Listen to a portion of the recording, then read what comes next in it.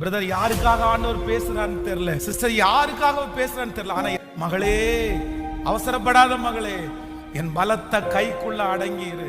நீ நினைக்கிற அங்க போனா எந்த சண்டையும் இல்லை, அங்க போனா எந்த வாக்குவாதமும் இல்லை, அங்க போனா நிம்மதியா இருக்கும்.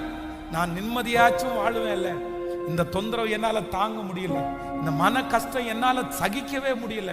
நீ சிறுமைப்படுத்தப்படலாம், நீங்கள் அவமானப்படுத்தப்படலாம், உன் மனசு உடைஞ்சு போய் வந்திருக்கலாம். நான் கடந்து போகிற சிறுமை எவ்வளவு கஷ்டம் தெரியுமா? ஆனா ஆண்டவர் சொல்றாரு, கொஞ்ச நாளைக்கு நான் உன்னை உயர்த்துகிற வரைக்கும் அந்த பலத்த கைக்குள்ள நீ அடங்கி இரு.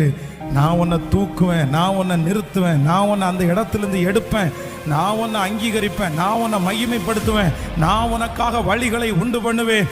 இந்த வருஷம் முடிகிறதுக்குள்ள நிறைய பேரை கர்த்தர் அவருடைய பலத்த கையினால எடுக்க போறாரு. ஏற்ற காலம் நிறைய பேருக்கு வரப்போகிறது.